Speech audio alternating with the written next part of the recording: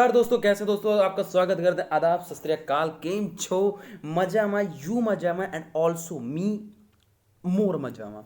तो यार, Indian economy का पार्ट था, ट्रेड एंड कॉमर्स से चालू करना था। और पहले आज चालू से करने पहले मेरे जो साथी हैं, मेरे तो दोस्त हैं, थोड़ा सा मौन हम चीज़ रखेंगे। बिकॉज एक बहुत बड़ा लेजेंड हमारे बीच में नहीं है, लता मंगेशकर जी, आपने सुना होगा उन सबको। तो प्लीज़ थोड़ी देर है, मात्र 1 मिनट की मैं रखूँगा, फिर हम चालू करेंगे, ठीक है।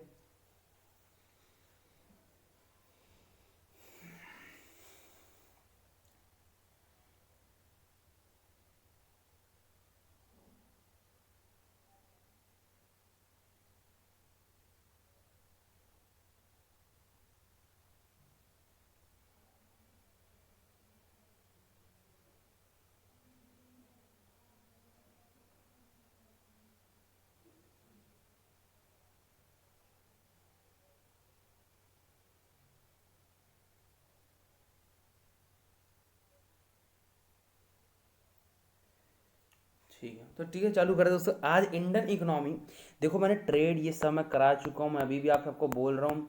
6 लेक्चर हो चुके हैं। मैं उस वीडियो में भी ट्रेड एंड कॉमर्स खत्म करा देता, बट थोड़ा सा यार आपको पता है कुछ हो गया था, मुझे जाना पड़ गया था कहीं। लेकिन मैंने बहुत पोर्शन कंप्लीट करा दिया दोस्तों। मेरा गोल है, मैं उस वर्क को, मैं देखो, मैं उनको टच नहीं करना चाह रहा हूँ, ठीक है। जो लोग ये सोच रहे हैं ना कि सर आप हाई क्लास, आपका एक सेक्शन बताओ सर कि आप किसको टच करना चाहते हो, मतलब आपका गोल। मेरा गोल भाई, जो अमीर लोग हैं, जो अफोर्ड कर सकते हैं चीज़ों को, मैं उनको तो नहीं कर रहा हूँ, तो भैया वो चले जाएं। सीखने के पर्पज से गुड, बट ये सोच रहे हो ये कुछ ऐसा कंटेंट नहीं है, ये सर इतना अगर आप हैवी दे भी रहे हो तो सर ये हमें मिलना चाहिए ना। फिर मैं उन लोगों के लिए नहीं बिल्कुल सोच रहा हूँ। मैंने उस वर्क को देखा हुआ है कि जिस वर्क को इतना मटेरियल, मैं कह तो रहा था कि मैं भाई पेड वाले भी नहीं दे सकते, तो जो पेड वाले नहीं दे सकते उनसे ज़्यादा मटेरियल मैं उन लोगों को पढ़ाना चाहता हूँ जो सही में इसके लिए हैं, बने हैं, ठीक है। और वो लोग मेरे व्यूअर्स हैं, वही मेरे सपोर्टर हैं, और उन लोगों को मैं कंसंट्रेट करता हूँ। मैं कभी भी यार ये नहीं चाहता हूँ कि 1 साल में पढ़ाऊँ, 1 साल के मेरे चैनल चढ़ जाए तो मैं पेड में चले जाऊँ, नहीं। मुझे इसको ग्रो करना है, और इसको ग्रो उस लेवल तक करना है कि हर बच्चे तक मुझे पहुँचना है। तो मेरा एक गोल है जिसमें आप लोग मेरा साथ दे रहे हो, बहुत अच्छा लग रहा है। रिस्पॉन्ड भी, जो रिस्पॉन्स आ रहा है वहाँ से, बहुत अच्छा रिस्पॉन्स आ रहा है। सब्सक्राइबर डेली बेसिस पे बढ़ रहे हैं। मैं बहुत समय आपको थोड़ा समय का शो कर दूंगा, बट मैं ग्रोथ देख रहा हूँ अपनी। बहुत अच्छा लगता है आप लोगों का सपोर्ट जब मिलता है, आप लोग उसके लिए करते हैं। कुछ अच्छे लोग भी हैं, कुछ बुरे लोग हैं, बट मेरे लिए वो दोनों स्टूडेंट्स हैं मेरे लिए, क्योंकि मुझे उनको भी कुछ सिखाना है और उनको भी कुछ बताना है कि कैसे क्या करना है, क्या नहीं करना, ठीक है। तो मेरे लिए वो भी ज़रूरी है, मेरे लिए आप भी लोग ज़रूरी हो। सो ज़्यादा समय वेस्ट नहीं करते हैं और यहाँ से चालू करते हैं, ठीक है। आज मैंने ईयरफोन नहीं लगाया, रीज़न है बिकॉज यार शांति कोई है नहीं, तो मैं मेरे आपको अच्छी सी मेरी वॉइस सुनाई देगी। थोड़ा लाइट का यहाँ पे आ रहा है, बिकॉज मोबाइल से मैंने बता रखा है क्या रीज़न हो रहा है इसके लिए। बट ठीक है, कोई बात नहीं, आपको तो मेरी मुझे देखने से क्या मतलब है, ठीक है। हाँ, मैं 1 मिनट थोड़ा सा, हाँ। तो ट्रेड,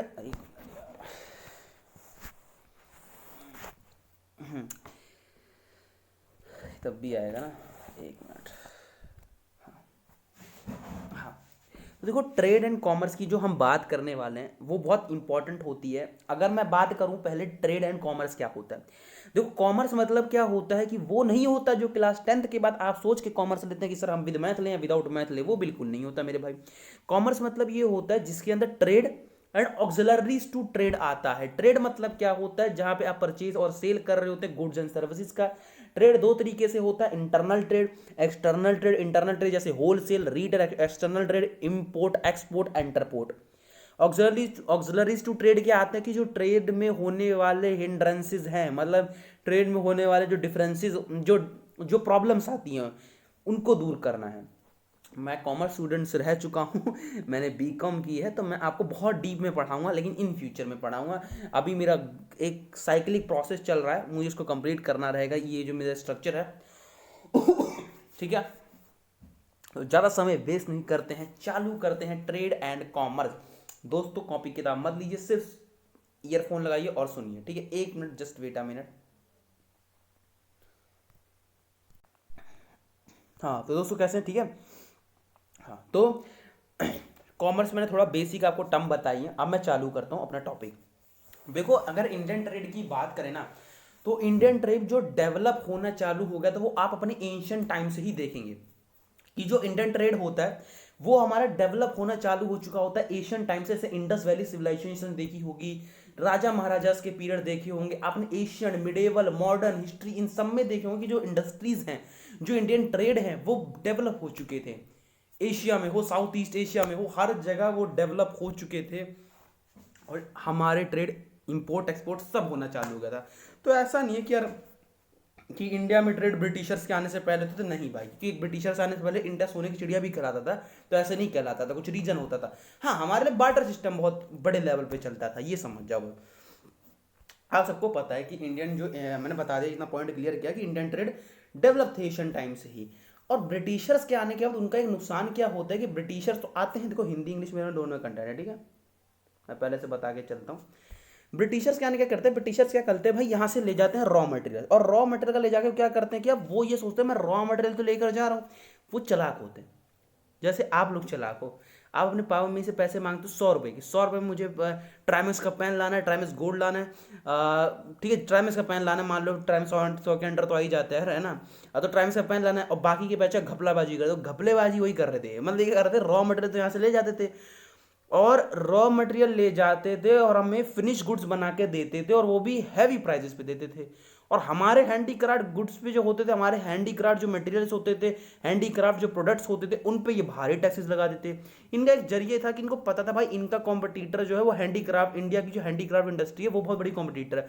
इनको पता था अगर हैंडीक्राफ्ट ग्रो कर गई तो इंडिया अपने आप को धीरे धीरे करके इंडिपेंडेंस के रास्ते पे भी ले जा सकता है। बिकॉज अगर इंडियन इंडस्ट्री ज़्यादा कमाने लग गई रिवेन्यू ब्रिटिश इंडस्ट्री से, तो एक समय वो उन्हीं को खरीदने लग जाएंगे, खरीदते खरीदते फिर इंडिया इंडस्ट्री का डोमिनेंस बन जाएगा, फिर इंडियन इंडस्ट्री उनको तोड़ फोड़ के भगा देंगी। तो वो डर से ब्रिटिश ईस्ट इंडिया कंपनी क्या करती, इसी डर से डरते हुए हैवी टैक्सेस लगाते, जिससे इस स्ट्रक्चर को जो इंडस्ट्रीज का डिस्ट्रॉय कर पाए। तो ये लोग क्या करते हैं, first factory of cotton textile India में कब स्टैब्लिश होती है, 1818 में होती है। कहाँ पे होती है, गुघरी जो कोलकाता के पास है वहां, बट ये फेल हो जाता है। तो सेकंड फैक्ट्री जो कॉटन टेक्सटाइल की होती है स्टैब्लिश होती है, बिजनेसमैन होते हैं कवास जी नाना भाई, मुंबई में 1853 को करते हैं। फिर इन 1855 को फर्स्ट जूट फैक्ट्री स्टैब्लिश होती है रिशारा, वेस्ट बंगाल में। और जमशेद जी टाटा साहब, कौन नहीं जाता है, इनकी फर्स्ट स्टील फैक्ट्री जमशेदपुर 1907 में स्टैब्लिश होती है। ठीक है, अब मैं बात करने वाला हूं उस पॉलिसी की जिसने इस भारतीय अर्थव्यवस्था, इस इंडियन इकोनॉमी का स्ट्रक्चर बन गया, और इसी फेज से इंडियन इकोनॉमी इतना ग्रो हुई है कि आज तक हम डेवलपिंग कंट्री कहलाते हैं, हम डेवलप के रास्ते बन रहे हैं। दोस्तों ये सच्चाई कोई छुपा नहीं सकता कि उस फाइनेंस मिनिस्टर के जाती ऐसी पॉलिसी आती है, और आज हम जो डेवलपिंग फेज देख रहे हैं उस फाइनेंस मिनिस्टर की देन है, डॉक्टर मनमोहन सिंह जी। दोस्तों उनके लिए ताली अवश्य बजाएं। दोस्तों मैं, आप पार्टी को मत देखो, आप ये देखो कि उस समय किसने क्या काम किया। ठीक है, हम क्या करते थे कि एक ने बुरा काम करे हटाओ, अबे भाई उन्हीं के जैसा ये इकोनॉमिक पॉलिसी आई, इसमें कितनी चीजें पढ़ोगे तब आपको लगे कि हाँ यार शायद वो इंसान उसके अंदर, भाई जो ये लोग जो वहाँ बैठते हैं ना वो अनपढ़ नहीं होते। हम लोग कह रहे हैं क्या ये ऐसा, अरे भाई तुमसे ज़्यादा नॉलेज रखते हैं। ठीक है, वो एक पॉलिटिक्स है, पॉलिटिक्स में इंसान को एक राजनीति की तरह सोचना पड़ता है कि मैं क्या करूँ। बट यार तुम उनका अगर बैकग्राउंड चेक करके उनको जज करोगे तो तुम खुद भी नीचे बात सोचोगे कि यार मैं यार किसको बोल रहा हूँ। तुम वो बैकग्राउंड नहीं चेक करते, तुम क्या करते हो, न्यूज़ देखी, अबे बेकार है। अबे भाई तुम न्यूज़ पे पहले बात तो न्यूज़ को देखना बंद करो, खुद जाके बैकग्राउंड पढ़ो, विकीपीडिया है ना, फेसबुक उनके पेजेस है ना, तुमके बारे में पूरा डिटेल निकालो, तब तुम उनके बारे में बोल सकते हो। भाई अगर तुमने उनके बारे में बोल दिया और इन फ्यूचर तुम्हें उन्होंने कभी बुला के तुमसे क्वेश्चन पूछे और तुम वही जो पढ़ा लिखा नहीं तो जैसे उसकी बात है, अगर आप, मैं तो कह पढ़े लिखे आप लोग दोस्तों, अगर आप ये वीडियो देख रहे हो तो मतलब आप पढ़े लिखे हो भाई। तो अगर आप पढ़े लिखे हो तो आप में कुछ समझ होनी चाहिए कि मैं किसी को बोल रहा हूँ, मैं किसी को अगर टॉन्च कस रहा हूँ कि यार नहीं यार तुम बुरे हो, तुमने कुछ काम नहीं किया, तुम क्यों, हम क्यों जज कर सकते हैं, मैं भी नहीं जज कर सकता ना, आप भाई हमसे ज़्यादा वो एक्सपीरियंस लेवल पे हैं, हमसे ज़्यादा वो पढ़े लिखे हैं। ठीक है, और पॉलिटिक्स एक सिस्टम अलग होता है, पॉलिटिक्स में आप पढ़े लिखे वाली बातें रखते हैं बट एक अलग कंटेक्स्ट में रखते हैं। तो वो हम, क्योंकि उनको वो बातें ऐसी रखनी पड़ती है जो इंडिया की जनता से रिलेट हो पाए, तो इसीलिए उनको बेवकूफ़ भी बोला जाता है, तो उनको भाई बोला था किसी लायक नहीं है। तो इसलिए कहते हो कभी भी किसी मिनिस्टर्स को आप जज नहीं कर सकते हैं, बिकॉज वो आपसे वेल एजुकेटेड हैं, वेल एक्सपीरियंस है, बस हम उनको कुछ फीडबैक दे सकते हैं, वो भी एक अलग वे में। ऐसे नहीं है भाई कुछ नहीं है ये करो, अबे तुम ऐसे बोलते हो, ऐसे मत बोलो, बिकॉज अगर तुम, मैं मानता हूँ कि हम ही लोग तो चेंज लाना है, हमें दो, हमें ही, हमारे ऊपर जिम्मेदारी है कि अगर हम चेंज लाएंगे तो चेंज होगा। ठीक है, ऑल अदर कंट्रीज को हम एग्जांपल देते हैं, यूएस चाइना एग्जांपल देते हैं, अरे भाई वहाँ पे उनके लीडर्स ने नहीं चेंज किया, उनके लोगों ने ही अपनी कंट्री को बनाया, तुम भी अपनी कंट्री को बनाओ बस। ज़्यादा भाषण हो गया ना, भाषण हो ना अच्छा होता है, भाषण से क्या होता है, भाषणता आती है, भाषणता से न्यू इकोनॉमिक पॉलिसी पढ़ते हैं। तो न्यू इकोनॉमिक पॉलिसी पढ़ते हैं आप लोगों को थोड़ा सा मनोरंजता, देखो कितना बढ़िया हाईलाइटर हमने यूज़ किया है, इतना अच्छा हाईलाइटर किसी ने यूज़ किया होगा। तो न्यू इकोनॉमिक पॉलिसी जो रिलेटेड है इकोनॉमिक रिफॉर्म से, इसका एम है its aim is to bring about reforms in production pattern to obtain a new technology and to use full capacity expeditiously and it too।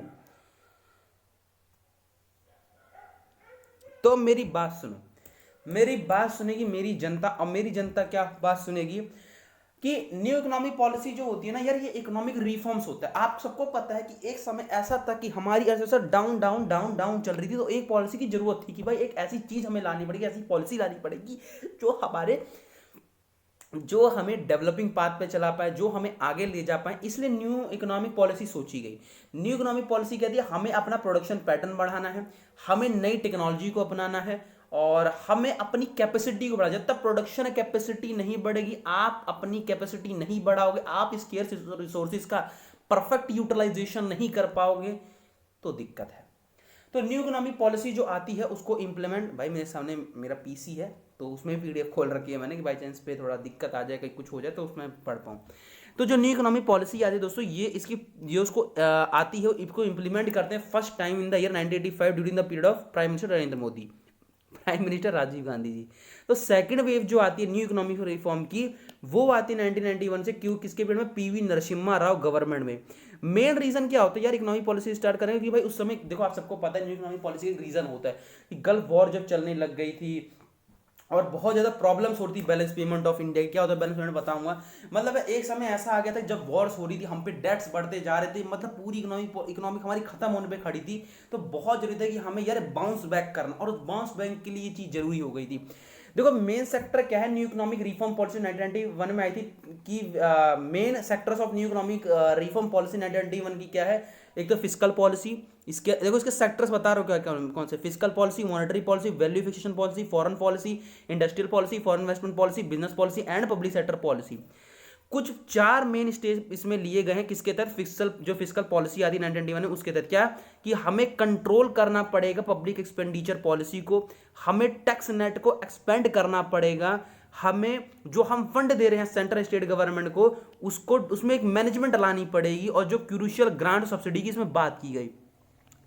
तो यार major क्या लिए गए इंप्लीमेंट करने के लिए इंडस्ट्रियल रिफॉर्म पॉलिसी 1991 में आती है। पहली कि यार देखो जिस सरकार ने एक कुछ स्पेसिफाई करने लग गई कि भाई हम इन्हीं इंडस्ट्री में रहेंगे, बाकी इंडस्ट्री प्राइवेट सेक्टर को दे दिया। और डिसइन्वेस्टमेंट की भी बात की, मतलब इसका यार ये होता है कि जैसे फॉर एग्जांपल क्या हुआ कि यार हम कुछ सेक्टर में डिसइन्वेस्टमेंट कर रहे हैं, मतलब कुछ सेक्टर में सरकार अपनी भागीदारी बेच रही थी। और अगला the objective fix in reform जो है फॉरेन इन्वेस्टमेंट पॉलिसी 1991 में आता है, उसमें बोला था direct foreign investment up to 15% was get automatic approval in many industry. तो बहुत सारी इंडस्ट्री में ऑटोमेटिक अप्रूवल आने के 50% बोला जाता है, डायरेक्ट फॉरेन इन्वेस्टमेंट आती है। फॉरेन कंपनीज जो इन्वॉल्व होगी in export activities were allowed investment up to 51% capital. The government will give automatic approval for technological agreement in industrial high priority। जो भाई हाई प्रायोरिटी इंडस्ट्री थी उसमें technology agreement थे वो अप्रूवल दे दिए थे गवर्नमेंट ने। अंडर द ट्रेड पॉलिसी इसमें बात क्या कही गई कि भाई इसमें बोला गया कि हम प्रोटेक्शन करेंगे, कुछ इंडस्ट्री जो होंगी उनको प्रोटेक्शन किया जाएगा। क्यों किया जाएगा, for the promotion of international integration of economy. ठीक है भाई, तो कुछ ऐसे सेक्टर्स होते हैं जहाँ पे सरकार ये देखती है कि भाई हमें इसको सेव करना पड़ेगा। कुछ इंडस्ट्री जैसे बहुत सारी इंडस्ट्री है जैसे सरकार उसको अपने अंडर रखना चाहिए, कुछ इसको नहीं रखेगी। तो मेजर इंप्लीमेंट किया जाता है ब्रिंग एफिशिएंसी। जो मैंने बात की थी पब्लिक सेक्टर पॉलिसी में क्या बोला कि भाई जो नंबर रिजर्व पहले इंडस्ट्री की डिग्रीज की 8 आई, 8 सरकार ने भी, करंटली सरकार 3 ही ऑपरेट करती है, रेलवे और आर्म्स, आर्मी की बात होगी, और एटॉमिक एनर्जी, इनकी बात की गई। तो वर्क और जो सिक इंडस्ट्री थी उसको किसको दे दिया, board of industrial reconstruction, industrial financial reconstruction. मतलब वो बोर्ड है, ये बोर्ड क्या काम करता है कि ऐसी सिक यूनिट जो आपको लगता है कि यार इसको रिवाइव किया जाए तो उसको रिवाइव किया जाएगा, जो नहीं किया उसको बंद कर दिया जाएगा। इंडस्ट्री वेयर इंडस्ट्री आर है, ईयर नहीं आर है, वो मिस्टेक इसमें भी हो रखी है। इंडस्ट्रीज आर मेड पावरफुल कैसे होंगी, जहां एमओयू साइन करवाएंगे। वॉलंटरी रिटायरमेंट स्कीम ये स्टार्ट किया गया जिसमें cut down the size of work force को, के साइज को कम करने के लिए चीज चालू की गई थी। ठीक है, कुछ important technology related to some important terminology है जो रिलेटेड है new economic policy. Privatisation, liberalisation, globalisation. Privatisation क्या गया कि बहुत चीज़ें जो थी सरकार ने जब छोड़ी तो उसको ये कहा कि हम प्राइवेट सेक्टर की पार्टिसिपेशन को बढ़ाने के लिए, किसमें, पब्लिक सेक्टर्स में, बाय द तो कैपिटल इन्वेस्टमेंट क्या पाइए या मैनेजमेंट के थ्रू है, ये दोनों के थ्रू आप आ सकते हैं। लिबरलाइजेशन क्या हुआ कि सरकार ने ये कहा कि कुछ कुछ चीज़ जब सरकार ने अपने रिजर्व इंडस्ट्री छोड़ने लग गई तो उनको प्राइवेट को देने लग गई, पब्लिक को देने लग गई, या खुद अपने अंडर या अपने शेयर्स कम करने लग गई, तो लिबरलाइजेशन की बात की प्राइवेट को वहाँ आने दिया इन्होंने। ग्लोबलाइजेशन कि भाई हमने ओपन इकोनॉमी कर दी कि भाई आओ इंपोर्ट एक्सपोर्ट किया जाए, हमने जो ड्यूटीज़ होती हैं वो इंपोर्ट एक्सपोर्ट पे दोनों पे कम रखी, जिससे भाई फॉरेन टेक्नोलॉजी, प्राइवेट कैपिटल हमारे पास है, फॉरेन इन्वेस्टमेंट है, डिसइन्वेस्टमेंट भाई सरकार ने अपने शेयर कम करने लगी पब्लिक सेक्टर्स में, है ना। इंडियन फाइनेंशियल टर्म्स जो हम नेक्स्ट वीडियोस में पढ़ेंगे, नेक्स्ट आप लेक्चर में इसको पाएंगे, इसमें हम पढ़ेंगे बहुत चीज़ें रहेंगी। आरबीआई बैलेंस ऑफ पेमेंट क्या होता है, एग्जिम पॉलिसी क्या होती है, बैलेंस ऑफ ट्रेड क्या होता है, कितने फाइनेंस होते हैं, ऑर्गेनाइज सेक्टर, अनऑर्गेनाइज सेक्टर की हम इसके अंदर बात करेंगे, रिजर्व बैंक ऑफ इंडिया की बात करेंगे, फिर हमारा इंडियन कैपिटल मार्केट है, कितने शेयर प्राइस इंडेक्स हैं पूरे वर्ल्ड में हम देखेंगे, स्टॉक एक्सचेंज देखेंगे, फिर स्टॉक एक्सचेंज के बाद फिर हम बहुत सारे रेटिंग एजेंसीज हैं उनके हेडक्वार्टर पढ़ेंगे बैठ के। तुम्हारे लिए तो मजे आने, तुम इतने खुश क्यों हो रहे? खुश मत हो, मुझे खुश वाले लड़के अच्छे नहीं लगते। खुश वाले ना बहुत चालाक होते हैं, ये खुश हो जाते हैं और ये इतने खुश होते हैं, इतने प्रफुल्लित होते हैं कि प्रफुल्लितता में हमें भूल जाते हैं। हाँ तो गाइस, आज आपका 7वां लेक्चर है, ठीक है। आज मैं संडे को शूट कर रहा हूँ, मंडे को ये होगा अपलोड, तो आप लोग मंडे को अवश्य देखें। संडे को, संडे मंडे 2 दिन इसलिए रेगुलर कर दिया ना मैंने अपलोड करके, उसका रीज़न है, उसका रीज़न क्या कि मेरे को सीक्वेंस पता लग जाएगा कि हाँ यार मैं एक दिन मंडे को अपलोड करूँगा, फिर ट्यूसडे को छुट्टी दूँगा, वेडनेसडे को फिर क्लास होगी, फिर थर्सडे को छुट्टी दूँगा, फिर फ्राइडे को क्लास करूँगा, फिर सैटरडे को छुट्टी रहेगी। मैं एक एक दिन का गैप देता हूँ मैं आपको कि थोड़ा आपका रेस्ट कर लो, वरना रेगुलर क्लास लेने का मेरे पास टाइम भी नहीं मिलता ना इतना यार। मैं यही 3 क्लास ले लेता हूँ, वही बहुत समय मिल जाता है, वरना इसको मुझे 1 घंटा जो मैं निकालता हूँ अपने नोट्स बनाने के लिए, बहुत क्रूशियल मेरे लिए टाइम, थोड़ा मेरे लिए एक्सपेंसिव पड़ जाता है मुझे, बट मैं क्या करूँ। मैं उस लोगों को सोच के काम कर रहा हूँ कि मेरा अगर 1 घंटा एक सोशल वर्क पे जा रहा है, 1 घंटा मैं इतना अच्छा कंटेंट बनाने के लिए दे रहा हूँ, क्यों? क्योंकि यार वो उस वर्क को मिल जाए, कंटेंट में से कोई भी कंजूसी नहीं करता हूँ। मन कभी कभी करता है कि यार क्या मिलेगा इससे करके, यार तुम्हें कौन, मत तुम इतने जल्दी थोड़ी ना ग्रो करो, बट मैं सोचता हूँ मुझे ग्रो करने से मतलब ही नहीं है। पहले होता था मन में, शुरुआत में हुआ, चालू किया था मैंने यूट्यूब, तो होता था कि यार इससे क्या फ़ायदा है, ना इनकम होनी है। फिर बाद में धीरे धीरे 1-2 साल लगे, लोगों को ऑब्जर्व किया, तो जब रियल इशू देखा तो मन में एक एहसास आया कि नहीं यार, मैं जिस चीज़ के लिए मैं बना हूँ शायद से वो चीज़ वही है कि जो मैं अभी कर रहा हूँ, कि मुझे मेरा कंटेंट फ्री में उस लेवल का दे देना है जिस लेवल का पेड लोग पैसे खर्च करके भी नहीं दे रहे। क्योंकि मैंने बहुत पैसे खर्च किए पढ़ाई के ऊपर अपने यार, मैं बहुत खर्च किए। मैं आपको कभी मेरी, अगर आपसे मेरी बात हुई कि आप लोगों से होगी तो मैं आपको जरूर बताऊंगा मैंने बहुत पैसे खर्च किए, और अभी मैं कर भी रहा हूँ। बिकॉज रीज़न, अगर आपको एक हाई कंटेंट से पढ़ना है तो यार आपको खर्च करने पड़ते हैं, बट कुछ ऐसे वर्ग हैं जो वो नहीं कर पाते, मैं उनके लिए वो चीज़ सोच रहा हूँ कि मैंने, क्योंकि उतना देख लिया है कि कैसा कंटेंट है, उससे ज़्यादा मैं सोचता हूँ मैं अपना लेवल हमेशा हाई बढ़ा दूँ। हर आप मेरे कंटेंट में देखेंगे, हर एक वीडियोज़ में देखेंगे कि मेरा कंटेंट ऑब्वियस बढ़ा रहेगा। मैं ये पिक्चर फीचर्स इसलिए लगाता हूँ कि यार मेरा फोकस ये है कि यार मैं अभी सिर्फ कंटेंट दे रहा हूँ आपको, सिर्फ कंटेंट, और इस कंटेंट से मैं और आप कनेक्ट करते हैं। तो अभी एक फाउंडेशन बैच ये चल रहा है, फाउंडेशन बैच कंप्लीट होगा, इसके बाद और फाउंडेशन बैच जाएंगे। सबको देखना और सबको कंप्लीट रखना, क्योंकि मैं एक साइकिलिंग में बढ़ रहा हूँ। मेरा अभी क्या है, मैं अभी इंक्रीजिंग, मैंने अभी इकोनॉमी खत्म किया, फिर इकोनॉमी वाला बैच कब आएगा, इसलिए मैं कह रहा हूँ कि अभी मेरे साथ पढ़ लोगे तो आपके लिए फ़ायदा है। बाद में आप ये लोग वीडियो देख रहे हो तो उनका, वो इनको भी कह रहा हूँ कि यार इन फ्यूचर आप देखते हो कि नहीं, एक 2 साल बाद ये वीडियो देखते हो तो बार आपको कुछ नहीं करना, आपको यहीं शुरुआत से वीडियो देखनी है और शुरुआत से कंटिन्यू में चलना है। बीच में नहीं उठाने वीडियो है, बीच में उठाने से भी फ्लो टूटता है। देखो इससे होगा क्या, अगर मैं फर्स्ट वीडियो से देख रहा हूँ, पढ़ रहा हूँ, तो उससे क्या होगा, मैंने इकोनॉमिक्स खत्म किया, अब मेरे इकोनॉमिक्स का मैंने हिस्ट्री मैंने एशियन खत्म किया, मैंने मिडेवल खत्म किया, फिर मैंने मॉडर्न खत्म किया, फिर मैं साइंस पढ़ रहा हूँ, फिजिक्स केमिस्ट्री बायोलॉजी पढ़ रहा हूँ, फिर मेरा वो खत्म हुआ, मैं ज्योग्राफी पढ़ रहा हूँ, मैं ज्योग्राफी फिर वर्ल्ड ज्योग्राफी पढ़ रहा हूँ, फिर मैं वर्ल्ड हिस्ट्री भी पढ़ ले रहा हूँ, और फिर उसके ख़त्म करने का मैंने वो ख़त्म कर दिया। फिर मैं स्टैटिक जीके पढ़ रहा हूँ, स्टैटिक जीके मैंने पढ़ लिया, स्टैटिक जीके फिर मैं एज ए मैंने कॉम्प्लीट, फिर मैंने वो पढ़ा दिया। मैं थ्योरी स्पेशलिस्ट के बारे में, प्रैक्टिकल की एक मेरा प्रैक्टिकल चैनल है वो, उस पर मैं नहीं पढ़ाने अभी जा रहा हूँ, अभी मैं वक्त नहीं होता यार, मैं इसको करा लेता हूँ। इसके आप जो बच्चे कॉमर्स स्टूडेंट्स रहेंगे उनके लिए बिजनेस स्टडीज़ लाऊंगा भाई, वो बिजनेस स्टडी क्लास 11 क्लास 12 पढ़ेंगे, ठीक है। आप लोग वहीं तक है, आप वही फिर रिपीट, फिर आपके लिए क्या करूँगा कि आप लोगों के लिए लाऊंगा प्रैक्टिस सीरीज लाऊंगा इस पर, फिर हम क्वेश्चन डिस्कस करेंगे और वो क्वेश्चन फिर हम थोड़ा वक्त लगाएंगे उसको करने में। फिर क्या होगा, जब मेरे होगा बिजनेस स्टडीज़ मैंने खत्म की, क्लास 11 क्लास 12 की, फिर मैंने इकोनॉमिक्स खत्म की क्लास 11 क्लास 12 की, अकाउंट्स खत्म करेंगे, थ्योरी पार्टिकल प्रैक्टिकल नहीं, क्लास 11 क्लास 12 का, फिर उसका फिर दोबारा इकोनॉमिक्स का बैच। अब बताओ कि अभी हमारे कितने लेक्चर हो गए, और ऐसे ही मैं पैटर्न चलाऊँ, पैटर्न रेगुलर मैं इसलिए नहीं कर रहा हूँ, रेगुलर यार इन फ्यूचर में जब मुझे लगे ग्रोथ हो गया है कि हाँ यार अब लोग आ रहे हैं, जनता जुड़ गई, तब मुझे बिल्कुल रेगुलर कर दूँ। बट अभी क्या रेगुलर, क्योंकि अभी यार इसके लिए समय नहीं। देखो मैंने क्या करता हूँ, 3 दिन वीडियो बनाता हूँ, 3 दिन आपको वीडियो देता हूँ, वो 3 दिन एक हफ्ते के बराबर हो जाती है। भाई मैं 20-25 मिनट की वीडियो इसलिए बना देता हूँ कि यार 10-10 मिनट 2 दिन के जोड़ देता हूँ, ठीक है। कंटेंट इसलिए थोड़ा मेहनत आपको करा देता हूँ कि यार देख लो यार, आप अगर 10-10 मिनट भी 1-2 दिन में मिनट निपटा के देखोगे तो अगले में वैसे ही कंटिन्यू हो जाओगे मेरे साथ। तो कंटिन्यू हो यार, साथ अच्छा रहेगा, ठीक है ठीक है। देखो अभी मेरे साथ जो चल रहा है उसके लिए तो फ़ायदा रहेगा। फाइनेंशियल नहीं है, फाइनेंशियल होती है वो, थोड़ा सा टर्म गलत हो गया, मिस्टेक हो गया होगा। इसलिए मैं देखो मैं नोट्स क्यों नहीं दे रहा हूँ, मैं क्यों कह रहा हूँ कि मैं टेलीग्राम पे जुड़ो, क्योंकि जब टेलीग्राम पे जुड़ने के बाद नोट्स पाओगे कुछ यहाँ पे एरर के बहुत 99.9% चांस हो, 1% भाई परफेक्ट कोई नहीं सकता, बट मेरा 100% रहेगा कि मैं ना उसमें एरर करूँ। वो फिर आपको बुक मिलेगी इंडियन इकोनॉमी की, ये ऐसी बनी हुई पूरी, फिर जो हिंदी इंग्लिश वो सब देख सकते हैं।